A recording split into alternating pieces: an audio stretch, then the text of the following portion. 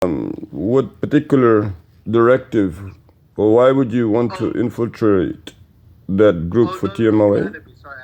Sorry, I was thinking of something else. No, you added me. So what I'm asking is that you are familiar with TMOA situation because you were in their group or not? Tangentially. Oh, Abu Charles. Assalamu alaikum. Yeah. MashaAllah. So you were in the TMOA group. What were they sharing in the TMOA group that you had criticism or you had some concerns about? I just felt like it wasn't inclusive to Charles. And why is that? I don't know. I just felt like he wasn't being included. Like no one was trying to reach out to him or nothing. Okay, and Charles is a Muslim, but besides, well, let's say, what did you bring up, or what is it that you said that made them, kick you out of their group? To be honest, I think I changed the profile picture of the group chat, and then I was promptly removed short after. Without explanation? Yeah, I think I was private messaged. Someone private messaged me, asked me why I changed it, and I didn't really have an adequate response. So it was just I was just shut out from then. Charles, was Charles actually in the group chat? No, he was not. So how could they reach out to Charles if he was not in the group chat? No, me. Oh, you mean, what are you referring to? You were in the TMOA group chat, correct? Yes. And you said your concern was that they were not reaching out to Charles adequately, correct? Yes, correct. Okay, but how would they be reaching out to Charles if the fact of Charles not being in a group chat at all? Were there other issues besides that? Well, here's the thing. It's not so much that he wasn't in the chat. It was more that, they weren't trying to bring him into the chat. You know what I mean? It's the fact that he was excluded in the first place that really, pisses me off. I don't know if you feel the same way, but that's... Okay, so did you actually? We're talking about the TMOA, and this was the idea of the Latifis to talk to Mr. Karim about his experience, and he comes to tell us that he was part of the TMOA, but he was removed from the group because of his concern that they were not reaching out to brother Charles. This is what he's saying. No, it's because I changed the profile picture, honestly. And Abdul Latif, you can vouch for me. I think if you go... Yes, I remember that happened. I thought you were there, Brother Abdul Fattah, too. Well, I mean, I actually think that he is infiltrated the wrong group if I was there. Trust me.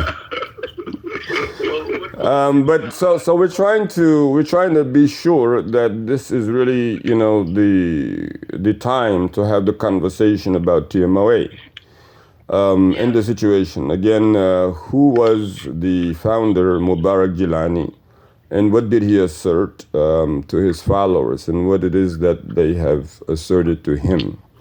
Number one, he was the orchestrator of mystical practices for the African American, and they accredit him to have saved their lives and the lives of the children and their children's children and their children, because of the fact that he enabled them to relocate out of the cities and into the mountains and the rural areas so they could own their own land and develop it and practice it, the Islam. And they assert to him to being the light of Allah, and he has a spiritual form, a white hawk form, and he's also a descendant of the Prophet Muhammad alayhi salatu wassalam. They asserted that he also moved the moon. At some point, they said he had the cures to different diseases such as cancer and liver and whatever. And they also claimed that he brought people back to life from dead. They also claimed that he took people to Jannah, the gates of Jannah. and back. He also is having the ability to have jinn serve under him. He has what is known as a jinn tape or genealogy, or however he worded it, methodology, where he explains the fact that he has the ability to communicate with jinn and make them do things for him and so on. He also made a lot of predictions. Among them, Obama was going to be the last president. The world was coming to an end. We would be eating from grass, so we needed to save up on food. And the list goes on. There's also miracles. They claim that shells on their land in New York as well as in the Carolina, they claim that Allah's great name is showing there and is radiant in those places. So there's a lot that's been attributed. They claim that he was a Sufi Mujahid descendant, Sultanate, Sikh Sultan. This is the idea, the phenomenon in which they believe that Allah walked around his own throne, and as he turned the corner of each corner, what have you, a spark came out, and from those sparks, the sheikh came out. So I just realized that. So are you familiar with is all of this news to you? Anybody? Any comment? That was news to me. News to me. I don't really know what's going on here, but Okay. All right. Well, we can understand, and you are exempt from that. It was actually Mr. Karim that had decided to bring, but you're welcome to be in the, because it's all, we Muslims are all one body. You understand? Oh, I appreciate that. No, Alhamdulillah, we are all one. Yes, we have, this is consultation. This is in itself is a form of worship. We say that we are discussing, to gain the pleasure and the bounty of Allah Jalla Jalaluhu, So, anything you want to add, Brother Latifi? Oh, okay. Sorry, brother. Anything you wanted to add on to that? Well, I mean, everything you said, and the claim that he saw Ali in his dream, and he spoke to him, and he told him he transferred the knowledge to him, and Oh yeah, I'm sorry. Oh yes, so I forget. Yes, he was. Yes, so Imam Ali ibn Abi Talib is the one who taught him. This man, as far as his Sufi lineage, he's never produced his Sufi sheikh alive or otherwise. He claims that Imam Ali ibn Abi Talib came to him and taught him when he was younger, and his grandmother, would witness that and tell. Basically, he's really, given a very, very, very flamboyant rapport. Yeah. And of course, everybody who follows him or say that they follow him, they believe what he's saying. But these are, again, this is almost like the overview.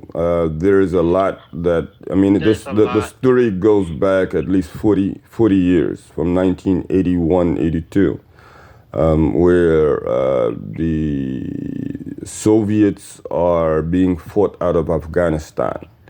And that's really when he comes here in those years. So it's a little strange. It's a deep situation, but again, if you talk to the TMOA members or those who say that they believe in him, he's belated. He passed maybe about a year, almost 2 years ago now. Anyway, let me just kind of like get to the bottom of this. So just to be clear, you disavow all of that, right? All of that stuff. Absolutely. Just to be clear, did you? Of course, without a doubt. Of course, without a doubt. Well, so what we need to do, I need to get you, Brother Latif is really, he's having documentary in mind. And he suggested that we reach out to the Karimi and the attaché brigade there, and then take it from there, see what we will plan to execute from. But we have there's already a lot of footage. There's a very comical footage from the R2F boys. A few of them were students under yours truly. and there's R2F. I don't know, but Charles would, that's really the comical side of it.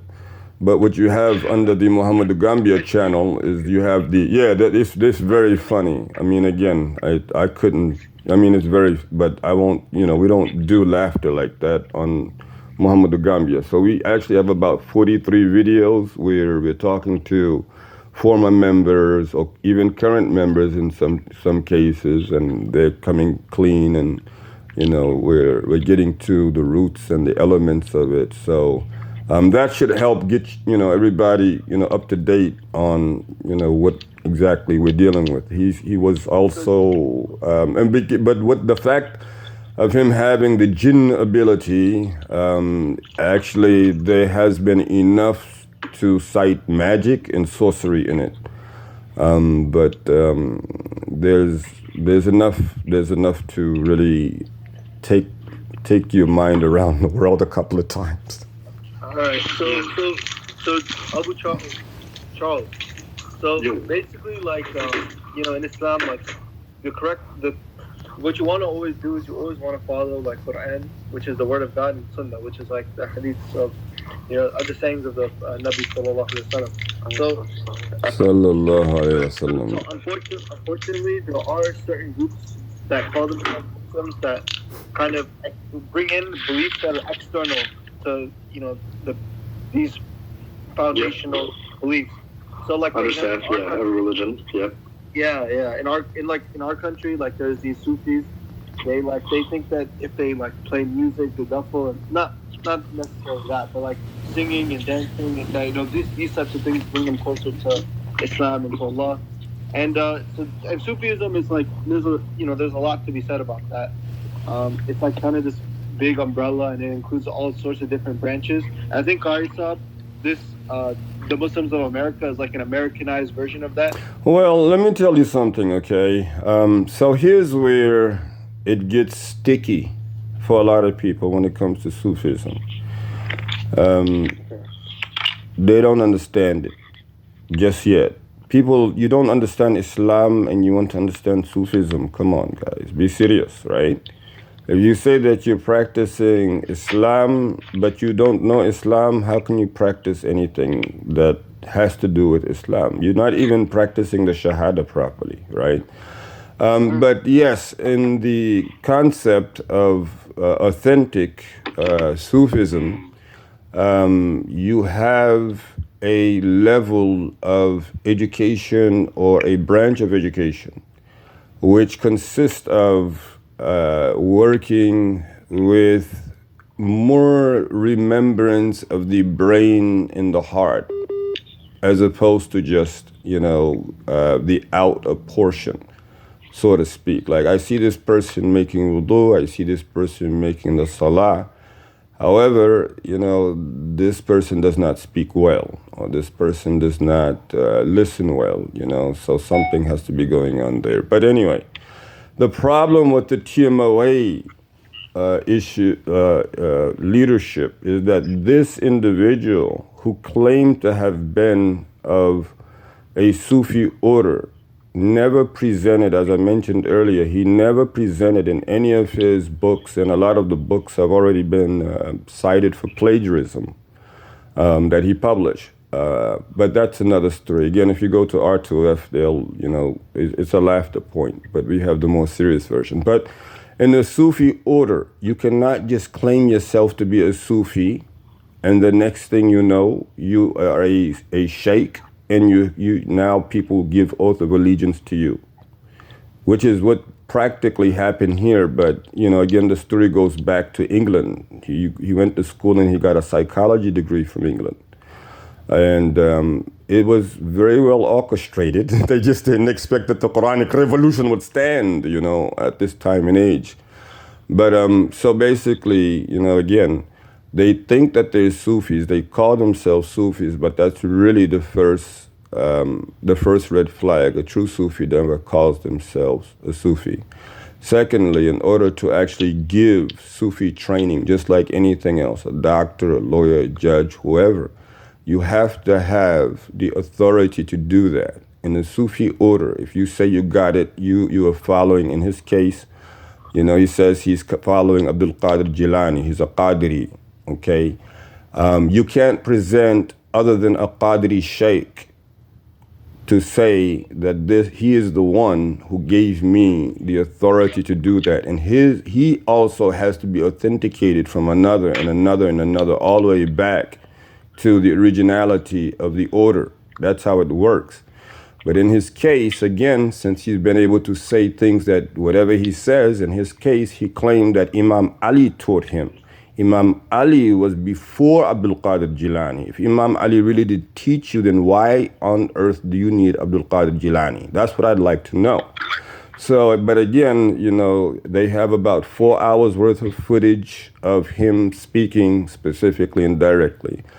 And, you know, we definitely have been going through it. And he's exposing, I mean, he's on video, you know, so he's exposing himself. And that's the sad part about it. I mean, he's, you know, and then you all are actually not helping his case at all by putting him up there. Yeah, I know that he had videos before, but you all are not helping him or yourselves, you know, TMOA, by putting this man up there. I'm sorry. And then if you listen, his English is not, you know, every 3 sentences. But you'll have to, you know, well, judge that one on your own. And that's another red flag, because Allah does not send to a people a messenger other than he speaks the language of that people. He has the command of that language. And it's just not there. And then the fact that he claimed to be getting things out of the Quran, but he could not properly recite the Quran, is another issue all in itself. But, you know, there's just a lot of work to do, you know. And yeah, we're up for it, alhamdulillah, rabbil alameen. But I think you got that. That's basically what you were asking about, right? Yeah, I do want to ask one other thing. Why did Masjid Abu Bakr kick you out? So, number one, I don't think that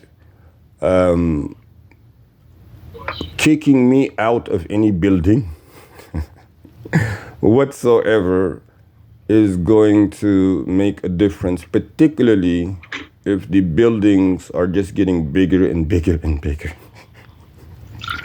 I mean, tell me about Masjid Abu Bakr again, because I knew at one point there was Masjidullah. So Masjid Abu Bakr, is that like a house across the street from the parking lot? Yep. And exactly like how do they decide when or how to pray, or what direction do they pray to? Qibla, what do you mean? In other words, what part of the Qibla do they pray to? Do they pray to the northeast or the east or the?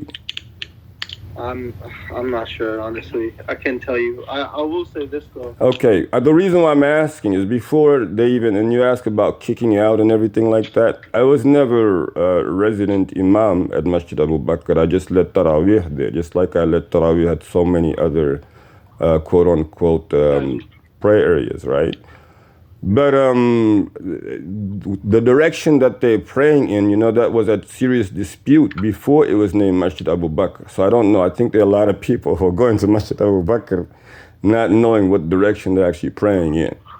So it's hard to really say. And that's fine. If they're praying in the Qibla, alhamdulillah, direction. If they're not, then I'm glad that I am accepting being kicked out, whatever you call it. That was a dispute over the direction of the.